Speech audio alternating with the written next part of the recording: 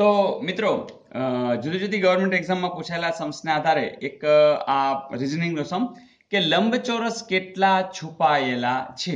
મિત્રો અહીંયા તમે જોતા હશો કે લંબચોરસ હોવા માટે આકૃતિની અંદર આપણે આમ ગણીશું, પણ એના પહેલા આપણે શોર્ટકટથી ગણીશું જેથી કરીને આપણી ભૂલ ન થાય। એક તો એ જોઈએ કે આ જે લીટી છે ને એના આધારે કંઈ રચાતું જ નથી, એટલે આપણે ઇગ્નોર કરી દીધું ચાલે, કારણ કે નવું કોઈ અહીંયા છે જ નહીં। બીજી એક વાત એક શું કરશું કે અહીંયા આપણે જે આપેલ છે ને લંબચોરસ એને પહેલા સાઈડમાં ડેવલપ કરીશું, જેમ કે આટલો જ પોર્શન આપણે નક્કી કરીએ, બરાબર।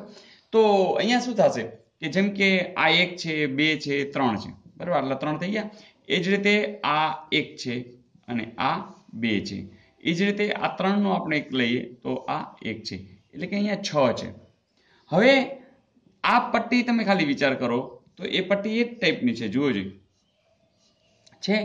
તો તમે કહેશો અહીંયા નાનું છે, પણ એનાથી લંબચોરસ તો એક જ બનવાનો છે।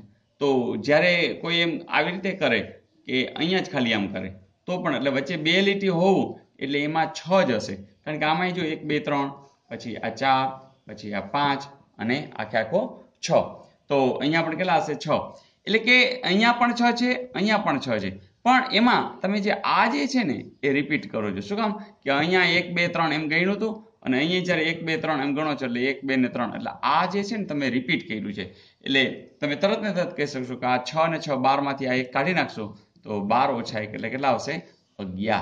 તો ઇઝ ઇટ ઓકે મિત્રો? મેં આ જે છુપાયેલી આકૃતિની અંદર છુપાયેલા આકાર જે છે એને આ ઘણી બધી ડિટેલ્સની અંદર મેં વિડીયોઝ મૂક્યા છે, તમે પ્લેલિસ્ટની અંદર જોશો તમને મજા આવશે।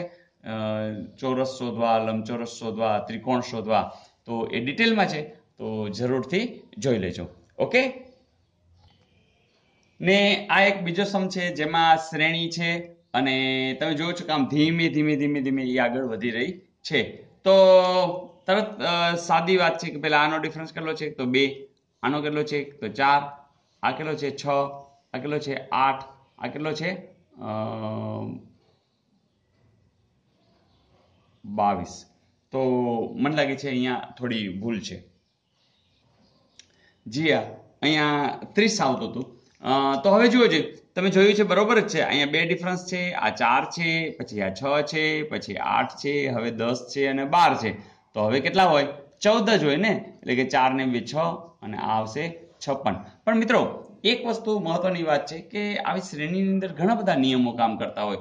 કોઈ એમ કહેશે કે મારે 1 નો વર્ગ કરીને એમાં 1 બાદ કરી, ચાલો 1 નો વર્ગ કેટલા તો કે 1, 1 માંથી 1 જાય તો 0, તો બીજા કહેશે મારે 2 વર્ગમાંથી 2 બાદ કરવા છે, 2 ને 2 4, એટલે સોરી 2 દુ 4, 4 ઓછા 2 એટલે 2, 3 નો વર્ગ ઓછા 3, 3 તેરી 9 ઓછા 3, જો તો આવતા જાય છે 0 2 6, બરાબર। તો સ્વાભાવિક છે કે તમે અહીંયા પણ એ જ રીતે થઈ શકે કે 88 64 અને એમાં તમારે 8 બાદ કરશો એટલે જવાબ શું આવશે 56। તો આ રીતે પણ થઈ શકે। કોઈ કહેશે મારે સર એવું નથી કરવું, મારે એવું કરવું છે કે જે અહીંયા સંખ્યા કઈ છે તો કે પહેલી, તો એ પહેલી સંખ્યામાંથી એની આગલી સંખ્યા મારે ગુણાકાર કરવો છે, તો શું આવે તો કે 0। પછી અહીંયા કઈ સંખ્યા આવે તો કે 2, એની સાથે મારે એની આગલી સંખ્યા કોણ તો 1, તો ગુણાકાર। કોઈ કહેશે મારે 3, 3 ની આગલી સંખ્યા કોણ તો 3 દુ 6, જુઓ છે 4 ગુણ્યા શું હશે 4 તેરી 12, પછી 5 ચોક 20 થતું જાય છે બધું, તો 6 50 30, તો 7 6 42, તો 8 7 56। તો આ શ્રેણીની અંદર ખાસ એ જોવાનું છે કે કોઈ એક જે નિયમ લાગુ પડતો હોય એ જ નિયમ અન્ય સુધી લંબાવવાનો હોય છે।